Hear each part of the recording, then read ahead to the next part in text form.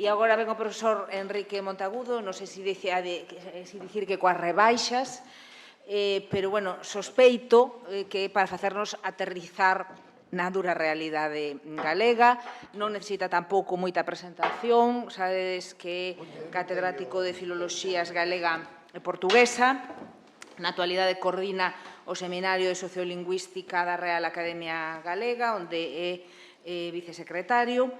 ten unha longa traxectoria de investigación no campo da sociolingüística galega, da glotopolítica, da estandarización, e últimamente as súas pesquisas están relativamente centradas ou interesadas pola cuestión un pouco da situación sociolingüística nos centros de ensino primario e secundario a partir do caso do Concello de Ames, das prácticas lingüísticas na infancia e nun tema que ten algo que ver co que apuntou Bastarrica, coa xestión nos primeiros contextos de socialización e como aí hai un ámbito no que podemos atopar se non solucións, polo menos ideas e razóns para a utopía. Pois moitas grazas, profesora Vilavedra. Boa tarde e parabéns ao Consello por organizar esta xornada, este foro, e grazas aos que estades aquí para oírnos. Vou ler, non teño presentación contra o que é o meu costume, como vou falar un tema que creo que polo menos os galegos coñecedes, pois non me pareceu, é máis discursivo que cuantitativo e con datos. Vou non ir lendo en principio. O tema que se nos propón é de abordaxe complexa e especialmente suxestivo, pero eu penso que, en realidade, antes de abordar a problemática do plurilingüismo, tiñamos que ter resolta ou ao menos encamiñada a cuestión do bilingüismo, ou dito dun xeito máis concreto, a cuestión da normalización do galego. Como isto non se fixo no seu momento, no seu longo momento, e continúa sen estar feito, a verdade é que hoxe xa non é posible separar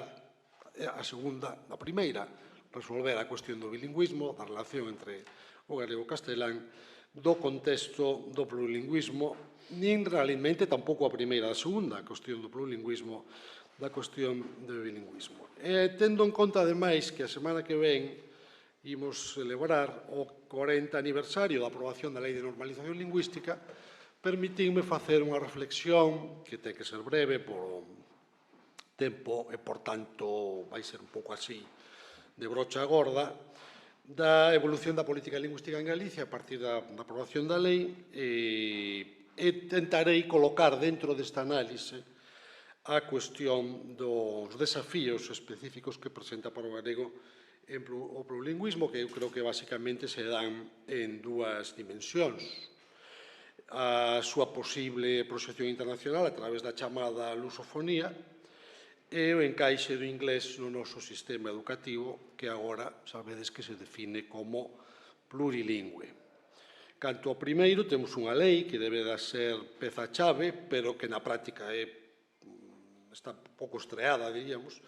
que é a chamada Lei Paz Andrade. Canto ao segundo, temos un decreto que se chama o Decreto do Plurilingüismo no sistema educativo. Non vou analizar nin a lei nin o decreto, non hai tempo para iso, pero sí que me vou referir a elas. Como creo que estamos todos de acordo que a aprobación da Lei de Normalización Lingüística polo Parlamento en 1983 foi un fito histórico. O galego converteuse en lingua oficial, entrou no ensino, gañou novos ámbitos de uso, a produción cultural florece, a maioría da poboación sabe lelo e escribilo. Non obstante, segue perdendo falantes nativos e cada vez parece que gaña menos neofalantes ou falantes non nativos. As elites empresariais, unha parte grande da burguesía urbana e os grandes medios de comunicación danlle as costas e os vellos prexuizos rebrotan con brío ao tempo que xorden outros novos. Por tanto, creo que non é mala ocasión para preguntarse que había que facer e non se fixo, que se fixo mal, que se puido facer mellor e o que quizáis sexa máis interesante é posible reverter a súa perda no contexto, non sei se da globalización, porque agora xa estamos nun momento, parece que medio post-globalización, pero, inda que o momento sexa de posglobalización, ou como sexa, que non sabemos moi ben aínda, o que non hai dúbida que é un contexto no que o inglés se converteu nunha lingua global, que, ademais, se apoia na expansión absolutamente imparable das novas tecnoloxías, como xa se mencionou aquí. Inda que non teñamos respostas claras, creo que compre formular esas preguntas. A cooficialidade ou oficialidade do galego quedou asentada no noso Estatuto de Autonomía, que no artigo 5, como sabedes, declara o galego lingua propia de Galicia, determina esa oficialidade, o dereito de coñecelo e usalo, e mantén un mandato normalizador que obriga os poderes públicos a facilitar o seu coñecemento e a promover o seu uso en todos os niveis da vida pública, cultural e informativa. Cito o Estatuto. Precisamente, a Lei de Normalización Lingüística estableceu o marco legal para o desenvolvemento deste artigo 5 e, concretamente, do que chamei agora mandato normalizador. O obxectivo manifesto da lei era instaurar un marco legal para as políticas de promoción do galego, máis a un nivel máis xeral tiña un propósito implícito de reforzar a legitimación da autonomía galega. Por tanto, a creación de institucións autonómicas desencadeou unha dinámica de fortalecemento da nosa identidade e o fomento da lingua asociouse a toda a corrente de cambio social, político e cultural daquela época. Mais ao tempo, nas ditas condicións de frouxa conciencia nacional, dun débil galeguismo político, que lle deron un plus de función legitimadora a lingua e a cultura recargáronas excesivamente de carga simbólica, co risco de ritualización non só da lingua, senón da mesma política lingüística. E isto marcou tendencia cara a un exceso de retórica e propaganda que moitas veces primaron sobre o traballo concienciudo e as accións eficaces. No mesmo ano da aprobación da lei, como sabedes, creouse unha Dirección Xeral de Política Lingüística da Xunta, que era a responsable última da aplicación da lei, e na década seguinte estableceronse departamentos de normalización lingüística en diferentes organismos que tiveron un grande papel na extensión de uso do galego nos diversos ámbitos, igual que os equipos de normalización nos centros de ensino. Tamén colaboraron con isto outras entidades, pero creo que o papel central é o que vou centrar moi brevemente a reflexión é a Xunta. A política da Xunta concentrouse en introducir o uso do galego nos ámbitos que contemplaba a lei, administracións públicas, educación, toponimia, medios de comunicación e produción cultural, e mellorar as competencias e as actitudes lingüísticas da poboación, fomentando o seu prestixio a través da promoción cultural. Isto témolo estudado máis por extenso, se queredes velo, o mellor xa o vistes, no estudo que publicou o galego nos anos 2002-2003 xa, sobre o proceso de normalización lingüística. Así, o galego comparteuse en materia de estudo, ao tempo que paseniñamente se foi desenvolvendo un sistema de ensino bilingüe nos niveis obrigatorios de educación. Igualmente, creouse cada súa emisora de radio e televisión, incentivou a produción literaria e tamén, en menor medida, a audiovisual. O ensino obrigatorio da lingua propiciou a creación dun nutrido corpo especializado de profesores, dinamizadores, revisores, traductores, etc., e a ampliación do público lector e a aparición dun incipiente mercado do libro e consolidación dunha industria editorial. Hoxe, de feito, temos galegofalantes educados máis ou menos, pero en galego, que están dotados dunha conciencia lingüística robusta e son capaces de desenvolverense en galego en todos os ámbitos da súa vida. Isto, se queredes, sería un pouco a parte onde se centrou a política e resultados positivos desta. Vou cambiar un poquinho o foco sobre a cuestión da norma, non tanto polo que teña de interese a norma en sí, sino pola relación co portugués. Na altura de 1980, a decantación dun galego común estaba prácticamente completada, mais persistía a carencia dunha norma lingüística sobre a que construir un galego estándar, estable e diversificado, á altura das exixencias da extensión do seu uso social. É verdade, para min, que non é posible normalizar a normalización social dun idioma sen a normalización do propio idioma. Como pode ser oficial e como pode ser ensinado un idioma non normalizado, sin normas, quero dicir. En resposta a esta necesidade, que aprobaronse unhas normas no ano 82, elaboradas polo ILGA e aprobadas conxuntamente polo ILGA e a Academia, que, como sabemos, e como toda calquera proposta normativa, se prestaba tanto a un debate xeral como a múltiples discusións de detalle. É máis difícil de entender, por tanto é comprensible que houvese moito debate sobre isto, máis difícil de entender, quizáis se non se recorre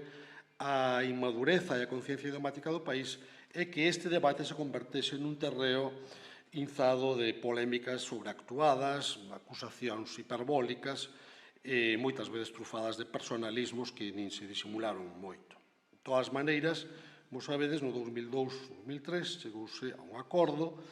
que deu lugar a unha reforma destas normas que a versión reformada chegou a ser coñecida como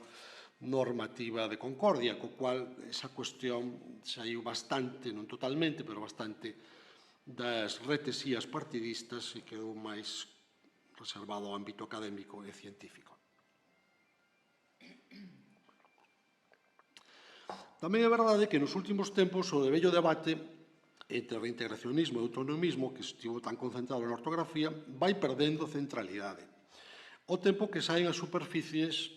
as discusións sobre o galego falado e emerxe unha nova consciencia reivindicativa das diversas falas vernáculas, que afirma a dignidade sociocultural e o valor autentificador destas fronte ao propio galego normativo. Esta tendencia cara a unha revalorización das falas que eu chamo vernáculas, a falta de mellor palabra, non é específica do galego. No caso galego, prodúcese nun contexto moi particular, que é o contexto do contacto de linguas, por tanto, como consecuencia de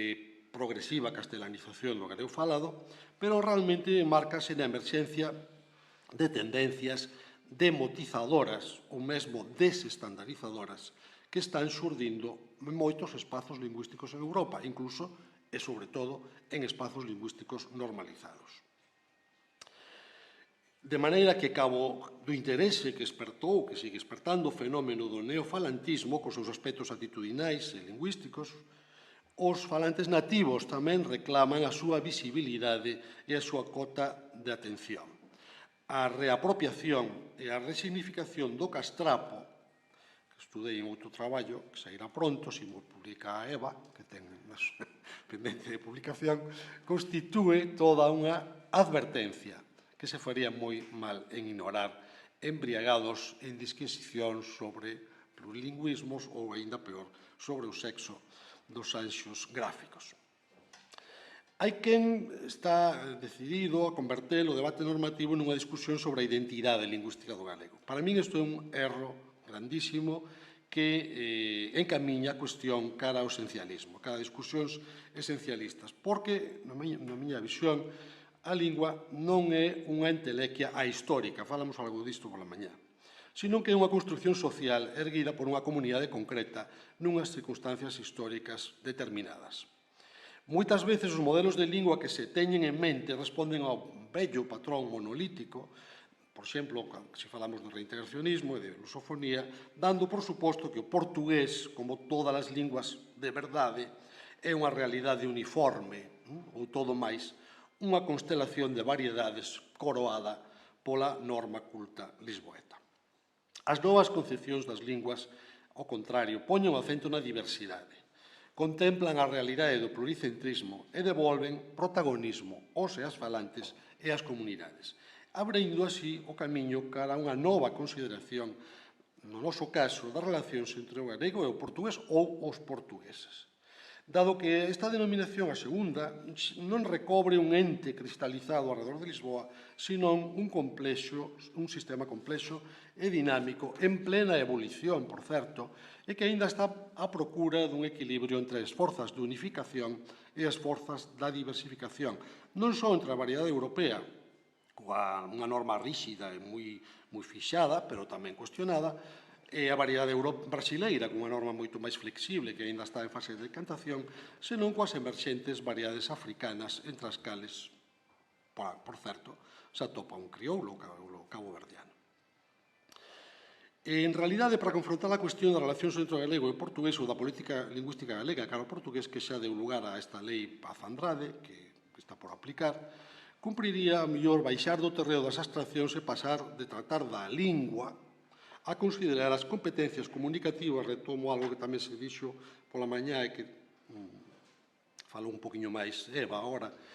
o terreo das competencias comunicativas, dos repertorios lingüísticos, das actitudes, das prácticas e das necesidades lingüísticas dos e das falantes. Que portugués e canto de portugués podemos aspirar a que aprendan os estudantes e as estudantes galegos e galegas, en función da utilidade que isto lles poida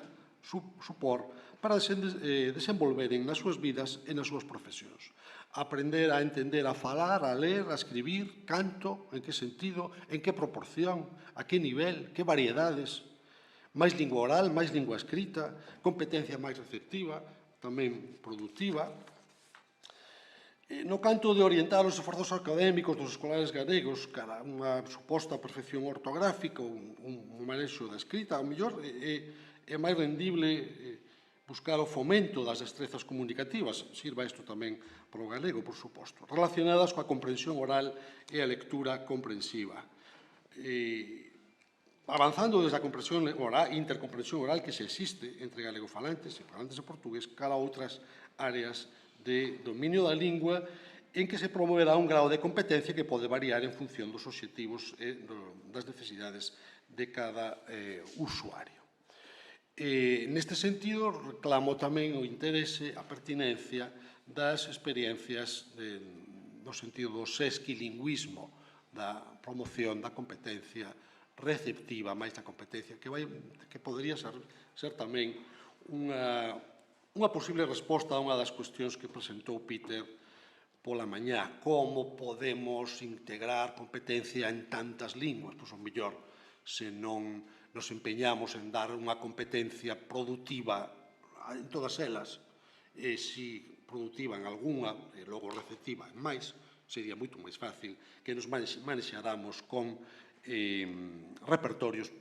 plurilingües ou repertorios multilingües, facilitando, legitimando tamén o encontro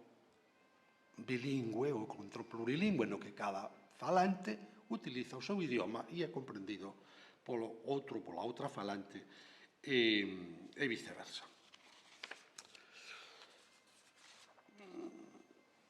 Vou me referir agora, despois deste paseo un pouco pola cuestión moi rápido, como vedes, pola cuestión a dimensión do plurilingüismo cara ao portugués ou cara á chamada lusofonía, vou volver un pouco agora a política lingüística en Galicia. Durante séculos, a comunidade lingüística galega estruturouse sobre a base da diglosia funcional e social, ou seja, da subordinación da lingua propia e a discriminación dos seus e das súas falantes. Esta situación xa non é sustentable, as condicións non permiten que esta diglosia se manteña por máis tempo, polo que as opcións que restan son, basicamente, tres. A imposición do monolingüismo en castelán, que é o vello soño do nacionalismo español, a promoción do galego para conseguir unha comunidade bilingua igualitaria e cohesionado, que parece que é o modelo que podería apuntar a lei de normalización lingüística, ou o monolingüismo social en galego, que tamén é un soño dun certo sector do nacionalismo galego.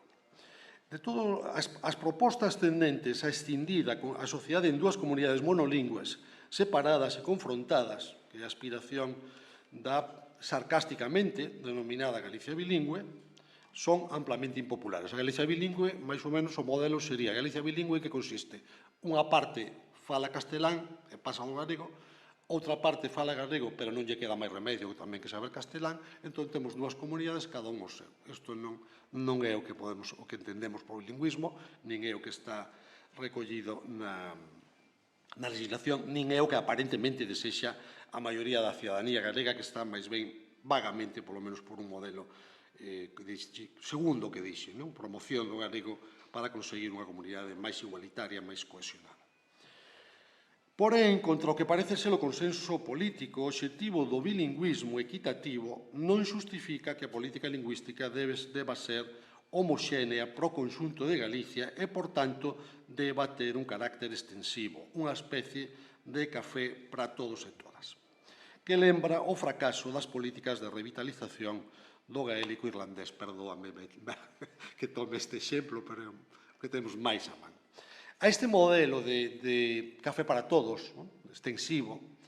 apunta a propia Lei de Normalización Lingüística cando proíbe a separación de escolares en aulas diferentes por razón da lingua. Do cal, desa mesma filosofía, se deduciron programacións e prácticas pedagóxicas exactamente iguais para galegofalantes e castelánfalantes. Cousa, se non que me desminta aquí Vieito, que estaba hai un momento, agora parece que non está, cousa nunca vista na didáctica das linguas. Indo a casos extremos, unha persoa castelánfalante cun escaso ou nulo contacto co galego non pode aprender este idioma do mesmo xeito, ao mesmo ritmo, coas mesmas pautas pedagóxicas que unha persoa galegofalante que vive nun medio en que ten unha forte presenza esta lingua. O café para todos é, do meu punto de vista, unha estrategia falida. Por que? Porque en Galicia coexisten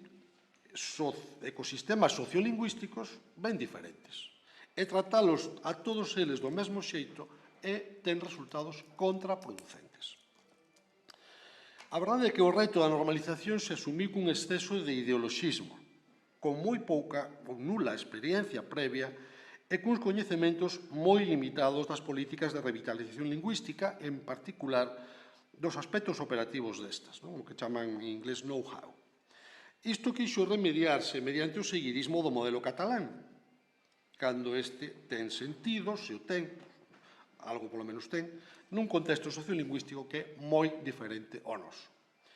Moitos erros podían terse evitados se se contase cun coñecemento experto, cun persoal preparado, a comezar polo propio profesorado de galego, que en boa medida estivo, quizáis agora menos, formado nos moldes da bella filoloxía e dunha lingüística asocial e, por tanto, estivo carente de ferramentas axeitadas para interpretar os distintos contextos sociolingüísticos do seu labor e adaptalo a estes. Por exemplo, sabendo ou aprendendo a traballar as actitudes lingüísticas do estudantado. Creo que a proba máis evidente do falimento definitivo da política de café para todos é a persistencia dos fenómenos de sustitución lingüística e de ruptura da transmisión interxeracional, que tamén evidencian a insuficiencia das políticas lingüísticas de baixa intensidade. Para máis, ao longo do camiño, as circunstancias cambiaron, como sabemos todos, a ritmo trepidante. Cando se aprobou a lei, ninguén ventaba o tsunami das tecnoloxías da información e da comunicación, nin podía sospeitar ata que punto a web, os computadores e os teléfonos móviles transformarían a nosa experiencia cotiá. Velaí un reto crucial, pois é ben sabido que na adopción rápida e, se é posible, completa das novas tecnoloxías se xoga moito o futuro das linguas. Non abonda con botar un ollado ao pasado para ver o papel que tivo no seu momento a imprenta, ou que tiveron os medios audiovisuais, ou que tivo a prensa. Por outra parte, hai 40 anos nin siquiera existía o termo globalización. Por obra e graza deste fenómeno, de súpeto, o plurilingüismo, recollo agora aquí o que está aí no lema da nosa xornada, o plurilingüismo, que antes era sinónimo de diversidade lingüística, por iso hoxe prefiro falar de diversidade e non de plurilingüismo, porque plurilingüismo antes era sinónimo de diversidade. Desde que a globalización, o que se chame, colocou o inglés como idioma global, o plurilingüismo hoxe é sinónimo de inglés. Non hai máis que ver cal foi a gran novidade que nos trouxo o decreto do plurilingüismo. Metelo en inglés. E en calquera parte en que vayamos, plurilingüismo vai da man de inglés. Efectivamente, é indiscutible que necesitamos o inglés e que as xeracións que veñen agora van necesitalo moito máis. Teñamos toda a crítica que podamos ter cara aos fenómenos relacionados coa globalización. O certo é que o inglés é imprescindible porque é omnipresente, non só, fundamentalmente tamén polas novas tecnoloxías, para ser rápido, non? E aquí temos un reto máis que foi mal enfocado no noso chamado decreto de plurilingüismo. Con que mal se integrou o idioma da globalización no noso